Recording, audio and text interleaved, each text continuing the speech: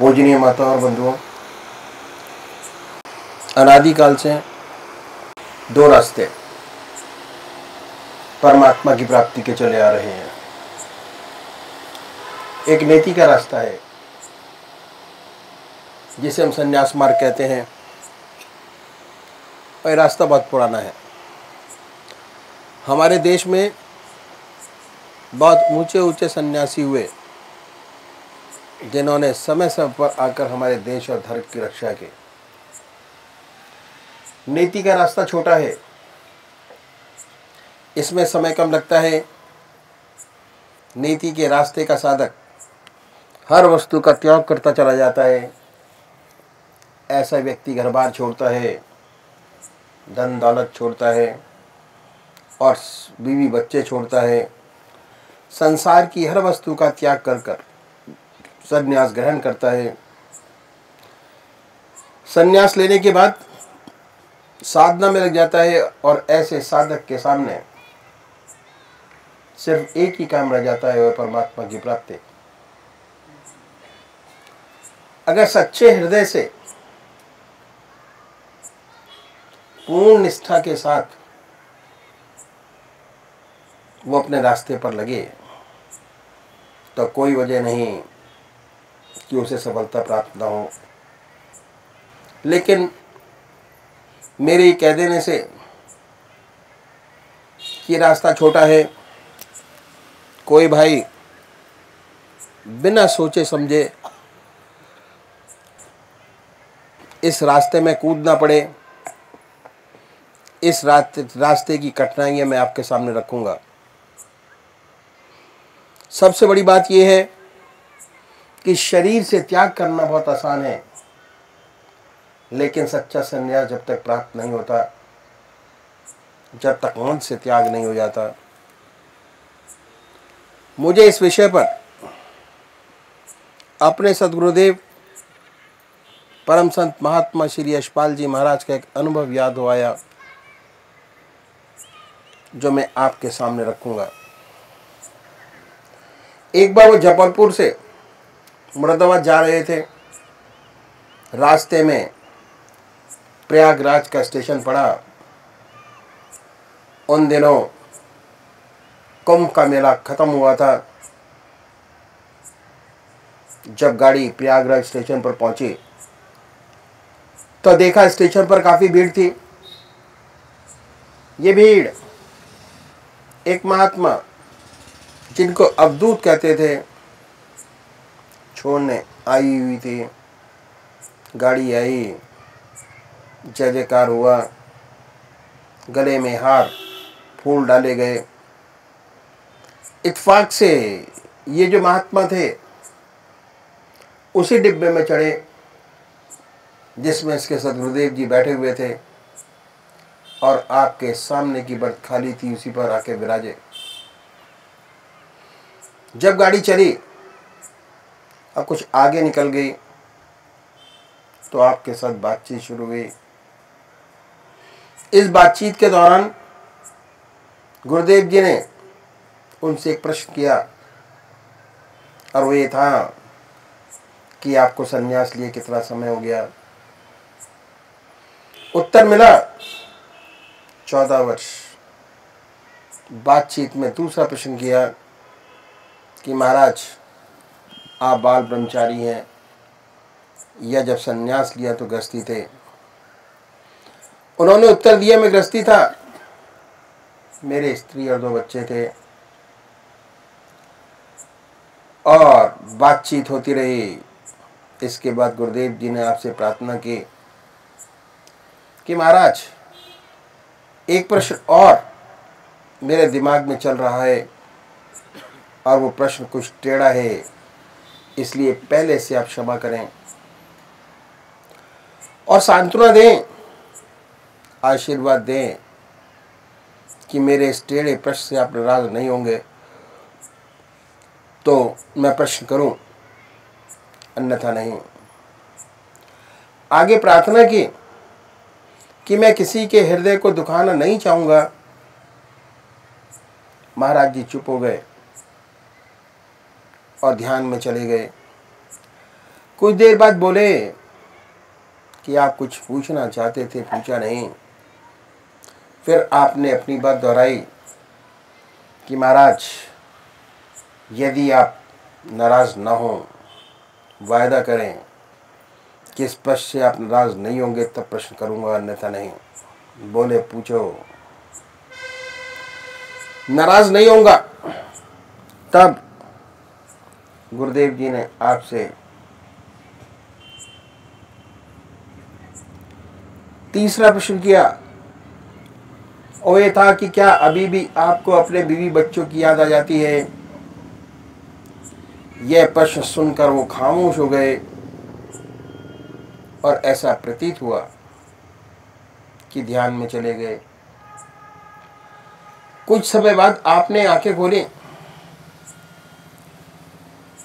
और कहने लगे कि बच्चा, सत्य यही है कि आज भी मुझे अपने बीवी बच्चों की याद आ जाती है, और जब मैं अपने गांव के पास से निकल जाता हूं, जहां का मैं रहने वाला हूं, कि याद बिल्कुल ताजा हो जाती है कि ये मेरी स्त्री, ये मेरे बच्चे, ये मेरा खेत, ये मेरा मकान। बच्चे बड़े हो गए और उन्होंने काम काज संभाल लिया। गुरुदेव जी ने आपके चरण छुए। वाकई में वो बहुत ऊंचे महात्मा थे, अवधूत थे, इसमें कोई शक नहीं। क्योंकि सन्यास लेते ही आश्रम बदल जाता है, और सन्यास के अपने यम नियम हैं। उनका न कोई बीवी, न बच्चा, न खेत, न मकान। शरीर से त्याग हो गया, लेकिन मन से त्याग करने में बड़ा समय लगता है। दूसरी बात एक और भी है कि त्याग का बड़ा अहंकार होता है। हम गृहस्थी लोग कभी कभी संसार से दुखी हो जाते हैं और अपना दुख सन्यासियों के पास जाकर कहते हैं कि महाराज, हम दुखी हैं, मन में शांति नहीं, चैन नहीं, कोई उपाय बतलाइए कि मन को शांति मिले। और ये उपाय भी बतलाते हैं।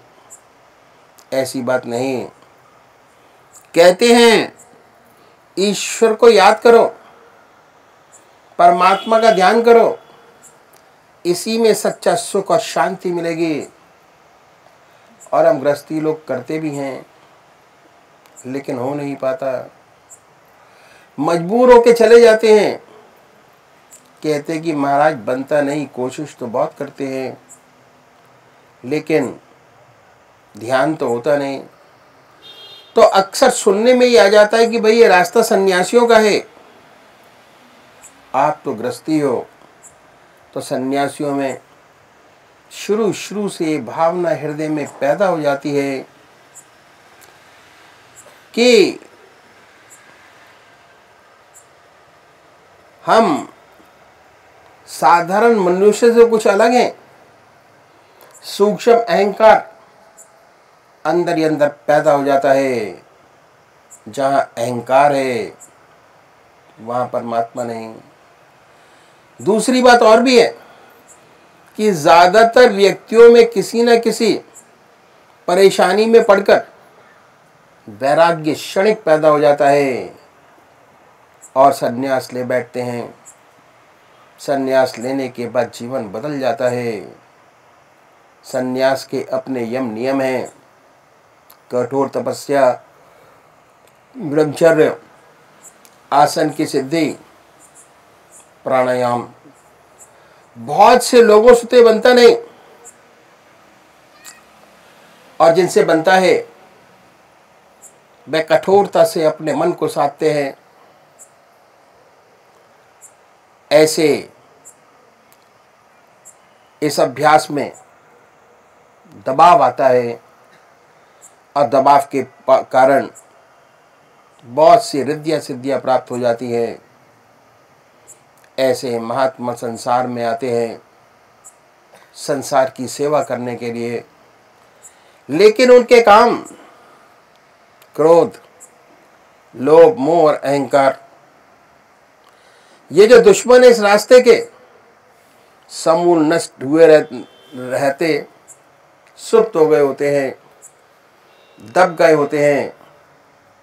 अभ्यास के प्रेशर से ऐसा मालूम होता है कि इन पर काबू हो गया, वास्तव में काबू नहीं हुआ होता। और जब ये सांसारिक वस्तुओं से संपर्क में दोबारा आते हैं तो ऐसी बहुत सी अनहोनी बातें सुनाई पड़ती हैं। तो वजह यही है कि जब परमात्मा की सच्ची प्राप्ति नहीं हो जाती तब तक काम, क्रोध, लोभ, मोह और अहंकार से छुटकारा नहीं मिलता। जिन्हें परमात्मा की प्राप्ति हो जाती है उनके ये मित्र हो जाते हैं, उनका इन पर नियंत्रण हो जाता है। तो ऐसा कोई उच्च कोटि का विरला होता है, और जो ऐसा होता है वह संसार का बड़ा कल्याण करता है, संसार को उससे बड़ा लाभ होता है। तो इस अभ्यास में दबाव शुरू से ही शामिल है। यदि आप किसी स्प्रिंग को खींच कर रखें, जब तक खींचा है, जहां हाथ से छूटा कहीं पर भी मार कर सकता है, माथे पर लग जाए, मुंह पर लग जाए, बिल्कुल यही दशा होती है। इस अभ्यास में शुरू से ही दबाव है, और हर दबाव की प्रतिक्रिया साथ साथ सामने आ जाती है।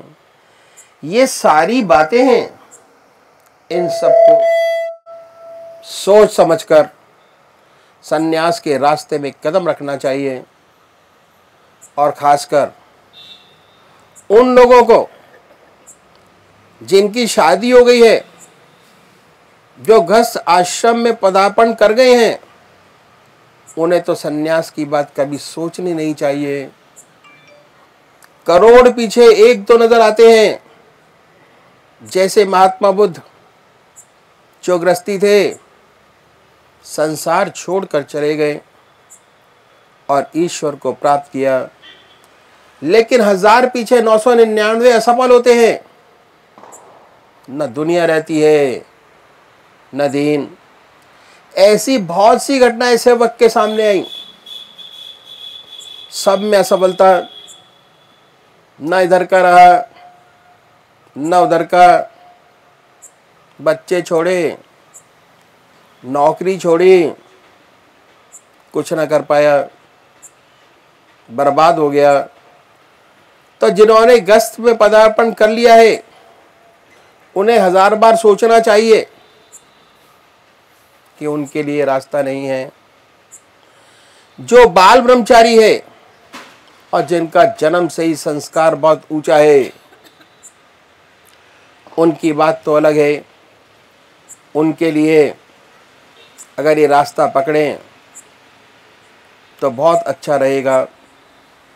ऐसा व्यक्ति इस रास्ते में बहुत चमकेगा और करोड़ों का भला करेगा। हमारी ऐसी धारणा हो गई है, और अक्सर ये सुना जाता है कि हम गृहस्थियों के पास कोई रास्ता नहीं। बहुतों की ये धारणा है, और बहुतों की ये धारणा है कि 55 से 58 साल तक तो अपना काम करें गृहस्थ का, और 58 साल के बाद जब रिटायर हो जाएंगे तब भगवान का नाम लेंगे। ये बहुत बड़ी भूल है। 58 साल के बाद रिटायर हो जाने पर कुछ नहीं होता, फिर भगवान का नाम नहीं लिया जा सकता। आदतें इतनी मजबूत हो जाती हैं कि उन्हें बदल नहीं सकते। शरीर भी जवाब देने लगता है, और आप बैठ नहीं सकेंगे। ध्यान करने की बात तो अलग रही। तो ये भावना हमारे अंदर जो आ गई है बड़ी गलत है, और अधिकतर लोगों की ये भावना है कि 58 साल के बाद पूजा पाठ करेंगे, परमात्मा का नाम लेंगे। अभी से भगवान का नाम लेकर क्या करना, बहुत गलत है। फिर नहीं होगा। जो कुछ बनेगा आज बनेगा, अभी बनेगा। तो गृहस्थियों का रास्ता ही बहुत पुराना है जिसे हमने बुला दिया, बड़ा ऊंचा रास्ता। आपने राजा जनक का नाम सुना होगा। राजा जनक को विदेह कहते थे। कितना बड़ा महात्मा, कितना बड़ा ब्रह्मज्ञानी हुआ। उसके ज़माने के महर्षि अपने शिष्यों को उनके पास भेजते थे परीक्षा के लिए कि अगर राजा जनक कह दे कि ब्रह्मज्ञानी है तो है, नहीं तो नहीं। वह राजा था। राज का कितना कार्यभार उनके ऊपर था, कितनी जिम्मेदारियां थी। उन सब जिम्मेदारियों को भली भांति निभाते हुए इतना ऊंचा ब्रह्मज्ञानी। और हमारे आपके पास तो जिम्मेदारियां बहुत कम है। जब एक राजा ब्रह्मज्ञानी हो सकता है, हम आप क्यों नहीं हो सकते? जरूर हो सकते हैं। तो ये रास्ता भी बहुत पुराना है जिसे मैं आपके सामने रखूंगा। इसे कहते हैं इति मार्ग। इस रास्ते में हम अपने जीवन में एक चीज बढ़ाते हैं, घटाते नहीं। वो क्या है? परमात्मा का नाम, भगवान का नाम, अपने इष्ट देव का नाम। और परमात्मा का नाम एक ऐसी बड़ी ज्योति है, अगर सच्चे तरीके से हृदय में जागृत हो जाए, अंधेरे को अपने आप दूर करती चली जाती है। जहां प्रकाश है वहां अंधेरा नहीं। लाइट आई कि अंधेरा गया। वाल्मीकि महर्षि उल्टा नाम जपते जपते इतने ऊंचे महर्षि हो गए जिन्होंने रामायण पहले लिख दी, घटना बाद में हुई। लिख दिया ऐसा ऐसा होगा और वैसा वैसा होगा, हुआ। तो ये प्रकाश है, उजाला है। अगर सच्चे तरीके से हृदय में जागृत हो जाए तो अंधेरे को अपने आप दूर करता चला जाता है। इस रास्ते में छोड़ना कुछ नहीं है। जो आपकी जिंदगी आज है उसमें एक चीज बढ़ाइए। इस रास्ते पे चलने वाले जो हमारे सद्गुरु हुए, एक के पीछे एक, उन्होंने परमात्मा को पाने के लिए, जीवन मुक्त अवस्था प्राप्त करने के लिए अपनी जिंदगी में बहुत कष्ट उठाए। उनकी जिंदगी बड़ी कठोर में थी। बड़ी कठिनाइयों में रहते हुए इस विद्या को उन्होंने न केवल प्राप्त किया बल्कि हमारे लिए कुछ गुण छोड़ गए। अपनी जिंदगी में जीवन मुक्त अवस्था प्राप्त की। जीवन मुक्त अवस्था प्राप्त करना हमारा लक्ष्य है। चाहे हम सन्यासी हों, चाहे हम गृहस्थी हों, चाहे किसी भी तरीके से क्यों ना हम जीवन मुक्त अवस्था प्राप्त करें। ज्ञान मार्ग से, कर्म से, ध्यान से, संन्यास से, ग्रस्त से, जीवन मुक्त अवस्था प्राप्त किए प्राणी में दो बात विशेष पैदा हो जाती है। पहली है निरंतर परमात्मा की याद।